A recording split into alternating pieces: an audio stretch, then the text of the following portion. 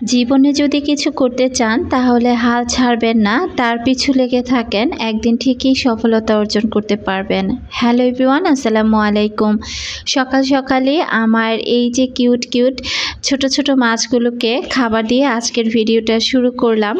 কেমন আছেন আপনারা সবাই? আশা করছি কাছে দূরে, দেশ এবং দেশের বাইরে যে প্রান্ত থেকেই আজকে আমার নতুন আরেকটি ব্লগ ভিডিও দেখছেন না কেন, আল্লাহর অশেষ রহমতে সবাই বেশ ভালো আছেন। আমি বিথি, আলহামদুলিল্লাহ আমিও খুব ভালো আছি পরিবার পরিজন নিয়ে। প্রতিদিনের মতো নতুন আরেকটি লাইফস্টাইল ব্লগ নিয়ে আপনাদের মাঝে হাজির হয়ে গেলাম। আশা করছি বরাবরের মতো আজকের ভিডিওটি আপনাদের কাছে ভালো লাগবে। যেহেতু ডেইলি লাইফস্টাইল ব্লগ, প্রতিদিনের কাজকর্ম নিয়ে কিন্তু আমার ভিডিওগুলো আমি সাজিয়ে থাকি। আর সেই ভিডিওগুলো আমার প্রিয় আমার ভালোবাসার আপুরা অনেক ভালোবেসে কিন্তু দেখে থাকেন। যাই হোক, গতকালকে একটু বাজারে গিয়েছিলাম, সেখান থেকে কিছু টোস্ট বিস্কিট নিয়ে এসেছি।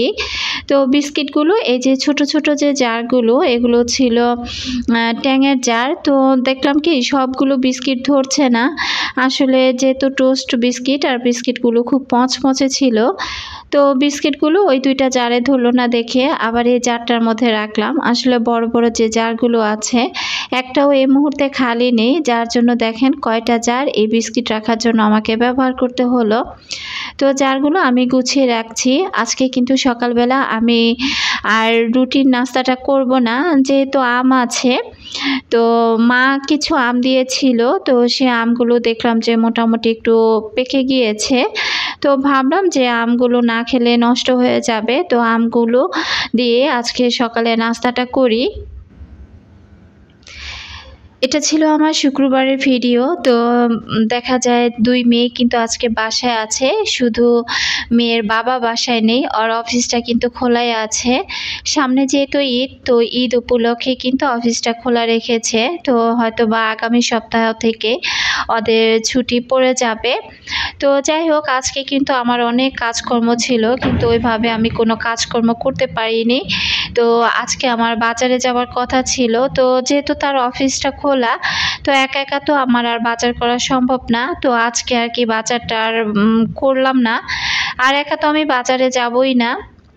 তো যাই হোক, গতকালকে যখন সন্ধ্যায় বাজারে গিয়েছিলাম তখনই সে আমাকে বারবার বলেছিল বাজারগুলো যেন আমি করে নিয়ে আসি, যেহেতু শুকনা বাজার আর মাসের বাজারগুলো যেহেতু আমি একসাথে করি। দেখা যায় কি সে না গেলে কিন্তু ওইভাবে একা আমি এত বাজার করে বাসায় আসাটা কিন্তু একটু কষ্টসাধ্য হয়ে যায় আমার জন্য।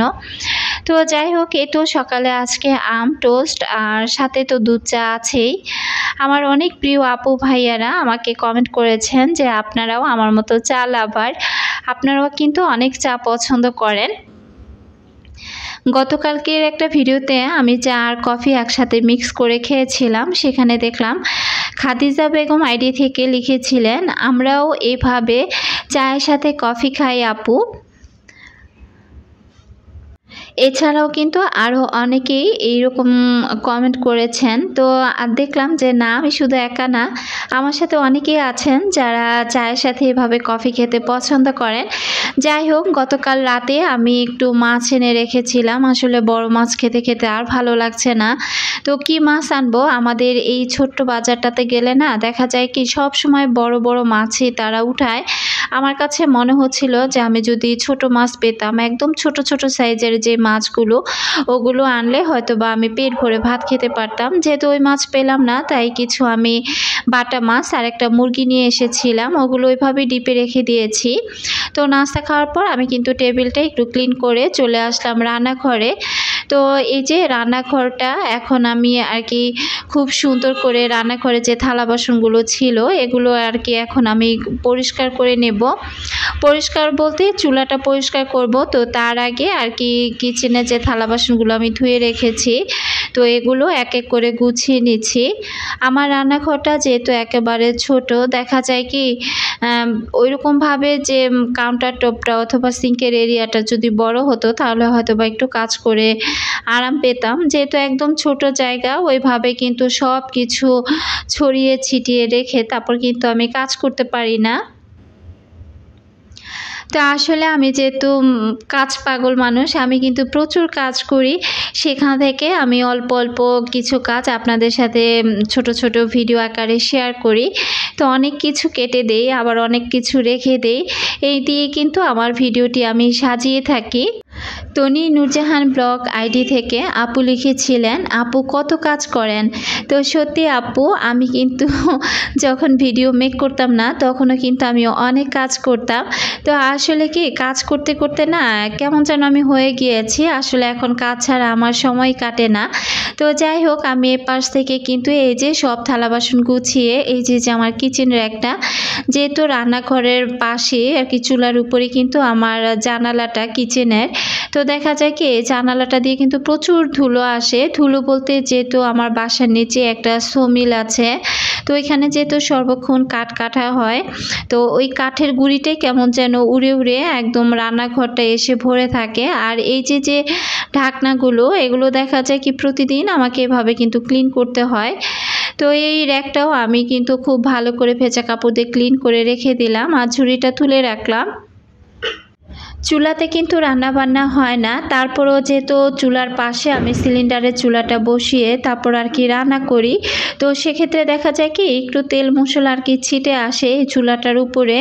আজ 1 সপ্তাহ হয়ে যাচ্ছে আমার এই চুলাটা কিন্তু একেবারে বন্ধ, 1 ফোঁটা গ্যাসও নেই। অনেকবার চেষ্টা করি, দিনে 3-4 বার 5 বার 10 বারও চেষ্টা করি যে দেখি আলাদাভাবে গ্যাস লাইট জ্বালিয়ে যে চুলায় গ্যাস আছে কি না, কিন্তু একেবারেই গ্যাস নেই, গ্যাসের লাইনটা একেবারেই বন্ধ। তো যাই হোক, সিলিন্ডারের উপরেই নির্ভরশীল হয়ে পড়েছি। এই পাশে আমি বাটা মাছগুলো অফ ক্যামেরাতে কেটে ধুয়ে নিয়েছি আর মুরগিটাও কেটে নিয়েছি। ফার্মের মুরগিটা যেহেতু একটু পিছলে ভাব থাকে, তো এখানে আমি মোটা লবণ দিয়ে দিলাম আর দিয়ে দিলাম ভিনেগার। সব কিছু দিয়ে আমি মাংসটা একটু ভালোভাবে আর কি একটু কষলিয়ে ধুয়ে নেব। ভিনেগার আর এই লবণ দিয়ে মাংসটা ধোয়ার পর কিন্তু ওই পিছলে ভাবটা আর থাকে না। আমি কিন্তু কয়েকবার অফ ক্যামেরাতে খুব ভালো করে মাংসটা ক্লিন করে নিয়েছি। যতটুকু রান্না করব ততটুকু নিয়ে নিয়েছি আর বাকিগুলো এই তো আমি ডিপ ফ্রিজে রেখে দিচ্ছি। তো এখানে যেগুলো রান্না করব সেখানে আলু আর মাংসের মধ্যে লবণ মাখিয়ে আর কি রেখে দিলাম। আর এই বালতিটার মধ্যে না আমি পানি ভরে রেখেছি, যেহেতু কারেন্টটা খুব সমস্যা করছে তাই আর কি 1 বালতি পানি ভরে আমি কিচেনে এভাবে রেখে দেই। আর এটা ছিল চালের ড্রাম, মোটামুটি চাল শেষ, তাই আর কি জারটা খুব ভালো করে একটু উপর থেকে ক্লিন করে নিলাম। আর যেহেতু আমি মাছ মাংস কুটেছি রান্নাঘরে বসে, তো আমি যখন মাছ মাংস কুটি, মাছ মাংস কুটার পর রান্নাঘরে কিন্তু কেমন একটা আষ্টে ভাবের গন্ধ হয়। তো তখন কি করি, আমি এভাবে গুঁড়ো সাবান আর একটু ভিনেগার মিশিয়ে পুরো রান্নাঘরটার সাথে সাথে ক্লিন করে ফেলি। এতে করে দেখা যায় কি ওই রকম মাছ মাংসের যে একটা আষ্টে গন্ধ, সেটা কিন্তু আর ওইভাবে পাওয়া যায় না। তো রান্নাঘরটা কিন্তু একটু তেল চিটচিটে বেশি হয়, যখন রান্না করি তেল মশলা ছিটে মনে হয় টাইলসের উপরে পড়লে রান্নাঘরটা কেমন যেন একটু পিছলে ভাব হয়ে যায়। তো দেখা যায় কি আমি সব সময় না পারলেও 1 দিন 2 দিন পর পরই রান্না করার পর আমি এভাবে একটু গুঁড়ো সাবান আর ভিনেগার দিয়ে রান্নাঘরের মেঝেটা খুব ভালো করে ক্লিন করে ফেলি। আর ক্লিন করার পর রান্নাঘরটা এত ভালো লাগে যে মনে হয় যে পা ফেলতেই অন্যরকম একটা ভালো লাগা কাজ করে। আর এই যে র্যাকটা, এই র্যাকটা সরিয়ে নিলাম, ওটা আমি অফ ক্যামেরাতে ধুয়ে ফেলবো, যেহেতু আবার মাসের বাজার করা হবে তখন আর কি সব কিছু আবার এই র্যাকেই আমাকে রাখতে হবে। তো আমি কিন্তু এই যে আনাচে কানাচে যেখানে যা যা ছিল সব কিছু সরিয়ে খুব ভালোভাবে কিন্তু এই পানিটা দিয়ে রান্নাঘরটা ক্লিন করে নিচ্ছি। তো এখন আমি কাপড়টা খুব ভালো করে ধুয়ে এটা আমি বারান্দায় মেলে দিয়ে আসবো আর বালতিটাও খুব ভালো করে ধুয়ে আমি রেখে দেব। তো চারপাশের দেয়ালটাও আমি আর কি এই কাপড়টা দিয়ে একটু ঘষে ঘষে পরিষ্কার করে নিচ্ছিলাম। তো বালতিটাও ভালো করে ধুয়ে তারপর আমি রেখে দিলাম। এই বালতিটা শুধু আমার রান্নাঘরের ধোয়া মোছার কাজে শুধু ব্যবহার করি, অন্য কোনো কাজে আর ব্যবহার করা হয় না। তো রান্নাঘরটা কিন্তু পরিষ্কার করার পর দেখতে ভীষণ ভালো লাগছে। ঝুড়িটা সাবান দিয়ে ধুয়ে রেখেছিলাম, এটাও আমি রেখে দিলাম। সব ধোয়া মোছার কাজ শেষ আর এখন হ্যান্ড ওয়াশ দিয়ে খুব ভালো করে হাতটা ক্লিন করে নেব। তো আমি রান্নার আগেই কিন্তু কিচেনটাকে খুব ভালো করে ডিপ ক্লিন করে নিলাম আর এখন আমি আরামসে রান্না করব। এখন দেখা যায় যে আর আমার তেমন একটা খারাপ লাগা কাজ করবে না। আসলে কিচেন যদি নোংরা রেখে তারপর যদি রান্না করতে দাঁড়াই তাহলে দেখা যাবে কি রান্নায় তেমন একটা মন বসবে না, আর ফ্লোরে পা ফেলতেও যেন আমার খুব একটা খারাপ লাগা কাজ করে। কিন্তু এখন কিন্তু আর সেই খারাপ লাগা কাজটা আর করবে না, যেহেতু আমি ফ্লোরটা খুব ভালো করে ক্লিন করে নিয়েছি। তো এখানে আমি মুরগির মাংসটা এখন এই তো বসিয়ে দিচ্ছি, তবে ডিটেলসে আর মুরগির মাংস রান্নাটা আপনাদের সাথে শেয়ার করব না। যাই হোক, মাংসটা কিভাবে রান্না করছি সেটা আমার প্রিয় আপুরা দেখেই তো বুঝতে পারবেন। এখন আমি কয়েকজন আপুর কমেন্ট পড়ি। আয়ুব আলী আইডি থেকে লিখেছিলেন ভালো থেকো। তো এই আপুটা সবসময় আমাকে খুব ছোট ছোট কমেন্ট করেন, আমার খুব ভালো লাগে। তো যাই হোক, আপুর জন্য অনেক অনেক দোয়া রইল, আপু তুমিও ভালো থেকো। নীলু আক্তার আইডি থেকে আপু লিখেছিলেন আপু যে চামচটা দিয়ে রুটি সেকেন্ড ওই চামচটা কি পিস হিসেবে নিয়েছেন আর দাম কত পড়েছিল? তো আপুর উদ্দেশ্যে বলে দিচ্ছি যে আপু ওই চামচটা আমি অনেক দিন আগে কিনেছিলাম, প্রথম টাইম যখন ফার্স্ট কোভিড-19 শুরু হয় তখন আর কি আমি কিনেছিলাম। তো ওটা আমি পিস হিসেবে কিনেছিলাম বেস্ট বাই থেকে, আর ওটার দাম সম্ভবত নিয়েছিল 80 টাকা। তো আশা করছি আপুর উত্তরটা দিতে পেরেছি। আপু যদি আজকের ভিডিওটা দেখে থাকেন প্লিজ ছোট্ট করে একটি কমেন্ট করবেন। তো এখানে আমি সব রকমের মশলা দিয়ে দিয়েছি, আদা রসুন হলুদের গুঁড়া মরিচের গুঁড়া ধনিয়ার গুঁড়া, দিয়েছি লবণ, আর মাংসের সাথে যেহেতু কিছুটা লবণ আমি মেখে রেখেছি তাই পরিমাণে কমই দিয়েছি। আর এখন দিয়ে দিলাম জিরার গুঁড়া আর গরম মশলার গুঁড়া।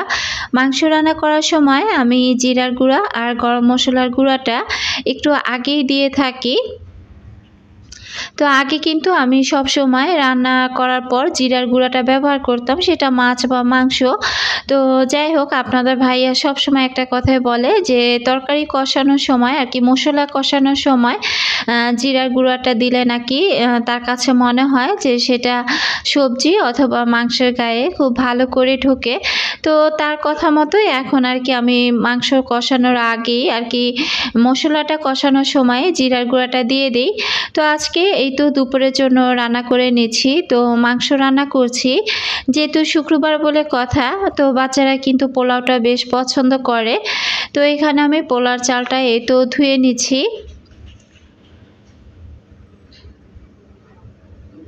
তো আপনাদের ভাইয়া যেহেতু বাসায় নেই তাই আর কি শুধু পোলাও আর মাংসটাই রান্না করে নিচ্ছি, আর ও থাকলে হয়তো বা ভাত রান্না করতে হতো, ও কিন্তু পোলাওটা একটু কমই পছন্দ করে। তো এপাশ থেকে বড় মেয়ে একদম বারবার এসে বলছে যে আম্মু আমার ক্ষুধা লেগেছে। আজকে যেহেতু সকালে রুটি বানাইনি তাই আর কি তার ক্ষুধাটা একটু তাড়াতাড়ি লেগে গিয়েছে। তো ভাত ছিল, আমি অনেকবার বলেছিলাম যে কিছু ভাত আছে ওটা খেয়ে নাও।